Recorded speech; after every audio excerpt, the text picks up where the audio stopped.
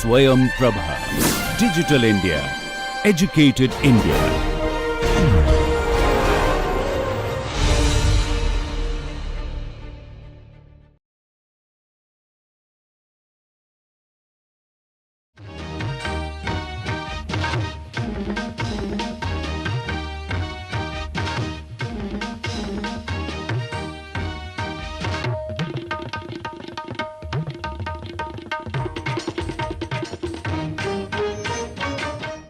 We are going to read this essay, The End of Books, where we are looking at the ways in which the text changes forms across various genres, across the print and electronic genres, the way the narratives work, the way that narrative is organized undergoes a certain change along with the various kinds of forms that are there.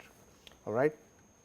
So, one of the, as we have noted earlier, that each form of technology gives rise to specific genres of writing, of texts, of textual production. As we have noted that before within the oral, it was poetry that played a very important role, because poetry carried with it certain ways of memorizing, of remembering texts through rhyme and rhythm. So, certainly these sound patterns helped bards and other creators to sort of tie various strands of the text together. They may be changed in exact organization for really long text. For shorter poems or songs, there could be lesser amount of variation, but the repertoire really is let loose in the case of larger oral sort of narratives. And the epic form is an important form that emerges out of the oral universe. With the coming of writing, the early poetry within writing, you start getting more formulaic patterns in the sonnets and others, where writing becomes important. The line lengths start getting more and more important. And as we move along, we find that with the coming of print, one form that really starts dominating the world of the print universe, emerging from Europe, is the novel. The novel is the form that we organize, we associate with the coming of the industrial society, with the emergence of modernity, and the early novels really start thriving on the basis of a print universe. And what is the novel form really? The novel form is linked to the emergence of a middle class reading public, which requires a certain amount of literacy. And we have seen how changes in the modes of production, through changes in urbanization, more industrial production, have a bearing on literacy. Also, we have also seen the coming of print and the emergence of Protestantism and the fight, the tussle between contestation between Protestantism and Catholicism has a very important role to play for the coming of increasing the rise of literacy across Europe. And literacy is something that is necessary for reading, and the novel form thrives on the reading. You you usually do not think of novels which are in the oral form, right? You usually do not consider reading of novels which are reading aloud in a particular mass setting. Novel is reading of a novel is a solipsistic occupation. People usually read novels silently in their mind. They are not to be read aloud. Even in the age we have seen in the era where if the novels really starts emerging in the 17th century, even by the 18th century, the end of the 17th century, we looked at Mac Flecknoe, and also in the early parts of the 18th century, manuscript circulation continued to be very important source of literary circulation, where within the manuscript circulation people will be reading out short passages or poems to each other in particular gatherings. So, to be able to entertain themselves within a collective setting. But we never really look upon the novel as a form which is partaken in a collective universe. Yes, many people can read and then discuss a particular novel together, or there is and the novel also thrives on this culture of the circulating library. Okay. As libraries increase, people issue out novels, and the novel also thrives with the increase in readership amongst women, and certainly of the non aristocratic classes, where and they are and they keep borrowing books from the circulating libraries and keep on watching it. So, there are certain kind of systems through which certain kind of institutions, certain kind of historical moments through which the novel form is really shaped. So, the novel really rose at the time of the industrial mercantile democracies, and this is incidental. As I said, this was these few centuries were epoch making. They brought about many changes in the way the world is lived, perceived, and and reproduced. And we cannot point out any single reason which leads to the rise of the novel. There are these multiple factors which actually leads to the rise of the novel. The novel actually represents becomes the epitome of these various changes which are there. Okay. Now, as we have noted, even with the coming of manuscript, with the coming of writing, it brings into language a certain linearity, it brings into communication a certain linearity, which in the oral it is not. Now, what you are seeing on the screen right now is a digital form, and within a digital form I can very easily change the associations. I can actually reroute. I will not show them to you right now on this particular map, but if I could, because it will disrupt the mind map, but this mind map I can actually take one text out and put it at a different place. This is similarly similar to the mechanisms of cutting and pasting, which many of us are used to when we are writing. We take text from one place, put it in another place. So, the digital form allows that, whereas when you are writing on a piece of paper, it is more difficult to actually do that kind of cutting and pasting. We can try to do that prototyping by putting certain marks and put an asterisk. Okay, this is the passage that should be inserted here, kind of notes to the proofreader, to the typesetter that could be there. But otherwise, by and large, you can say the written form is a linear form, where words and pieces of text, blocks of text occur in sequences, and the novel really thrives on this kind of a linear narrative, and this linearity is something that is directed by the author. It therefore follows this kind of system of the beginning, middle, and end to the narrative. A beginning, middle, and end which is not there before the coming of writing. Within an oral narrative, when you look at the story of the Ramayana, for example, I mean, it is not necessary that you begin at the beginning of the Ramayana. You can begin at the middle of the Ramayana. A particular story may have a certain trajectory. It leads to a certain conclusion, but in between you can go anywhere. You can refer to any particular story in between. So, there is no clear sequence which is there. The sequence could be broken, other things could be included, and it becomes a more kind of a nebulous sort of sequence. But with the novel it is not possible. With the novel, certainly that linearity is maintained. Yes, of course, there have been attempts through various kinds of techniques like the stream of consciousness techniques to break this linearity of the form, but even for the stream of consciousness novel, that linearity it cannot escape, because ultimately it is written in the form of print. The ultimate escape from linearity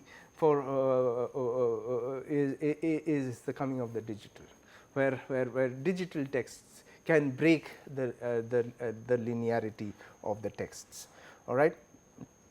And so this there are attempts to of course counter the power of the line, this linearity as we say, through the stream of consciousness and through the use of footnotes and notes. And once we come to the discussion shifts to the discussion on hypertext.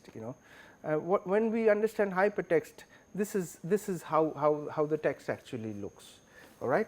If I can increase the size a little bit more, you will be able to understand what hypertext actually does. Is hypertext is HTML is hypertext markup language. If you take any web page and you view the source code of the web page, this is what it looks. It is a markup language.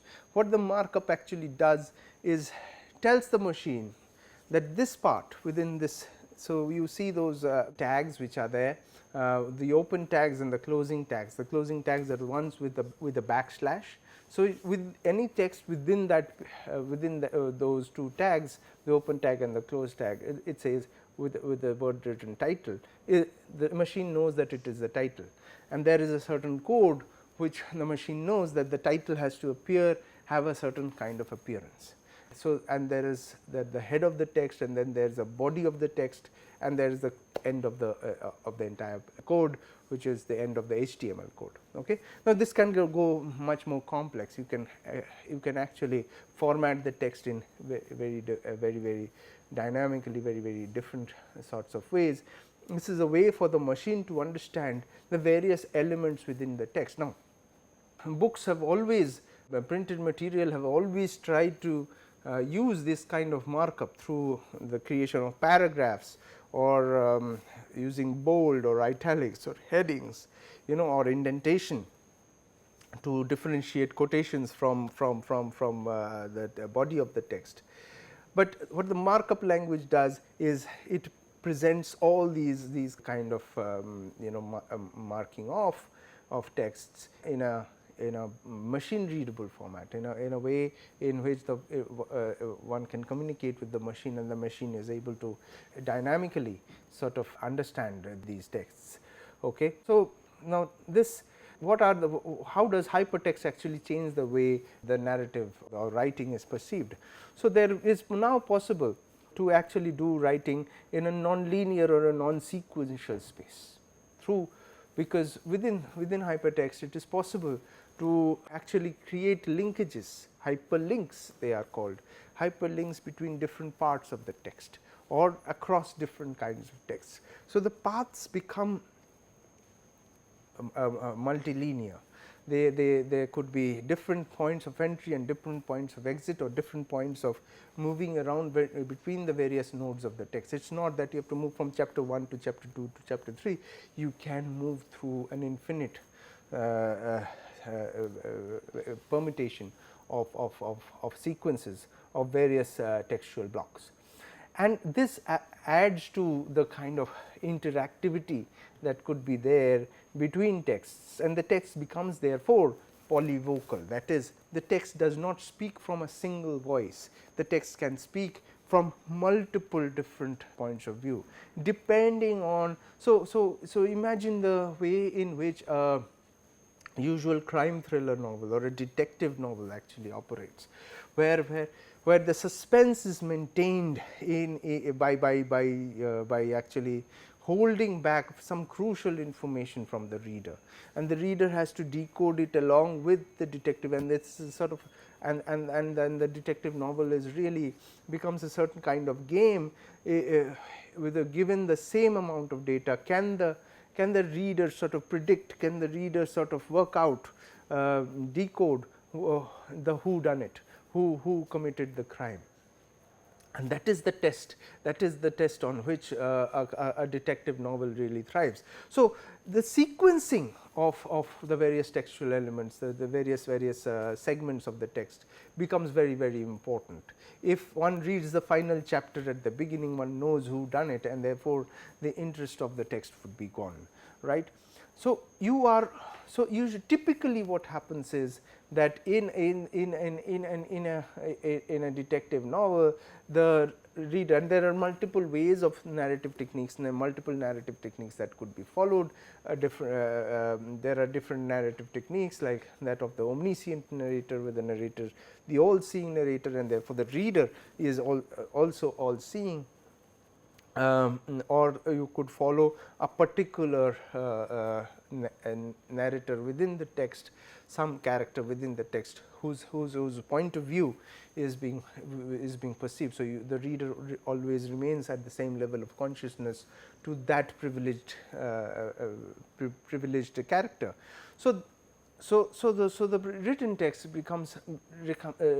retains that kind of that particular point of view. It speaks from the point of view of that particular character, and really it is a point of view that is chosen, which is directed by the author. That particular linearity is directed by the author. So, in a detective novel, typically there could be many sorts of ways in which a detective novel could be told. Typically one follows the information set that is available with the detective, or in order to actually withhold some information from the reader, not reveal to the reader everything that the detective knows, to hold back to that crucial set of information, set. You have the companion of the investigator, the companion of the detective, who is actually writing, who is actually narrating, who actually seems to be writing the story or documenting that particular case. Very often and we know the most famous one is that of Sherlock Holmes and his companion Dr. Watson. So, there would be within stories, in most of the cases Watson is present there at the point of time when the case is the case history is being discussed, when a client comes and visits Holmes, and Watson basically after that follows Holmes everywhere, or if he is not following Holmes, Holmes comes and reports to Watson exactly what had occurred in the interim. But there would be certain stories in which Holmes disappears. Holmes goes somewhere, does certain degrees of investigation, and it is only right at the end that that Holmes reveals what has undergone, and he reveals what has undergone only either after the arrest or the indictment of the criminal or the wrongdoer, or whatever or the revelation of the whodunit, and or leading up to the revelation, that he actually discusses this final note which has been withheld from Watson and therefore the readers. So the text always, in the novel form, always speaks from the point of view of a single character. Of course, there have been experiments within the novel writing form where people have tried to speak from different points of view through the text. And one very useful example is that of Ghore Baire by Rabindranath Tagore, where there are each of the chapter carries the title of the three crucial characters of within the novel, and there is that kind of multivocality which is developed within the text. One could also talk about some of Jane Austen's novels, where the letters become a very important source through which the points of view of different other characters come in. Sometimes these letters actually question Elizabeth's I am referring to Pride and Prejudice, So the wisdom of the lead character, Elizabeth Bennet, becomes the important narrative point of view for Pride and Prejudice. But so we follow the novel according to the point of view of Elizabeth. So, and this is the way Austen's novels actually are organized along with the point of view of the principal character. But the principal's character's point of view is questioned through the arrival of the letter. In the Pride and Prejudice, one of the most important letters is that of Darcy, where Darcy sort of questions Elizabeth's view of things, and that sort of brings the novel to a certain kind of a climax. So, though there could be these instances of polyvocality within a novel,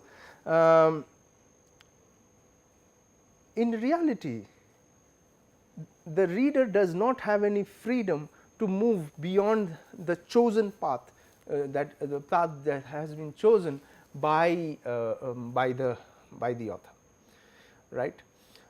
This is a given, no matter how much the author has tried. At the end of the day, the printed book comes from page number 1 to the last page, and the chapters are organized, they are bound, the volumes are bound together in a particular kind of sequence, right. So, so that polyvocality does not exist. The way in which the text is organized remains in that sequence as one chosen by the author, certainly. However, in the case of hypertext documents, in the case of digital text, there could be possibility of this multiple paths between text segments. Each reader can go through multiple bits of the link, and therefore, this linearity is organized very differently. So, typically, so one can think of various kinds of texts which could be there in the form of in digital form. So, one kind of reflection of the detective form could be in the form of a video game. Now, video games rely on narratives. They rely on a certain story through which the game is played, and the task of the player is to actually go through these multiple nodes and choose a certain path and explore and try to solve the mystery which is there, or in one particular kind of genre of the games. And how far you are able to do that is depend on what exactly what kind of evidence that you have looked through. If it is a whodunit genre of the game, then the evidence can be organized very differently. It no longer has to work on from a single point of view. It can actually operate from multiple points of view. In this particular case, the player has a certain point of view, and the player instead of the reader has access to the multiple points of view from within the world of the text. So, there is a possibility of a plurality of discourses over definitive utterance, and one would claim that there is a certain freedom from the tyranny of the line. That that what the text does is that it moves the reader away from this tyranny, that the reader can actually go through, can actually read through various parts of a particular text. And one would say that this is sort of freeing the reader from the domination of the author, though these issues have been questioned as to whether the hypertext brings about any real freedom, because at the end of the day, the number of nodes remain a certain finite. Newer nodes are not created. Certainly, the paths between the nodes are more multiple and more varied, but the number of nodes, the total number of nodes which have been laid out within the text, these remain finite in many instances of electronic texts, but that is certainly the story of the Web 1.0. In Web 2.0, things move further, because the reader, instead of being a reader, becomes the user. If you are thinking of more social media, where the user becomes someone who is actually also simultaneously creating the text. Even if the text is there, there would be commentary, there could be, you can also add your own posts. So, therefore, the number of nodes become more infinite, and with this the problem that the issue that can come across is how do you navigate between these various nodes, and therefore, there is the devising of algorithms which will try to direct your attention towards certain nodes more than one. The emergence of the search engine where is something that is born at that point of time, where user creation of user generation of content becomes important, becomes a norm, right. Before that, still the number of nodes which are present within a particular text are finite, because they are still being created and published in a web format. This is the early days of the digital medium, that is web 1.0. Web 2.0 is one where the readers become users, and therefore, they are also adding to the creation of text, and therefore, the number of nodes which are there keeps on increasing exponentially across time. The number of videos which are getting created and uploaded on online platforms are mind boggling. The number of hours of video which are being added as we speak is mind boggling. The number of social media posts which are being published as we speak at every moment is absolutely enormous, and which the human eye cannot perceive, and therefore, search algorithms become very important. Search sophisticated search engines become very important for us to find our route through these nodes, and thereby, then if the reader has now been freed from the domination of the author, the reader or the user now becomes comes within the the whole fold of the domination by the algorithm, right. The algorithm is one which helps while helping the user navigate this infinite amount of material that social media or digital media, the modern internet is producing, actually controls what each user sees.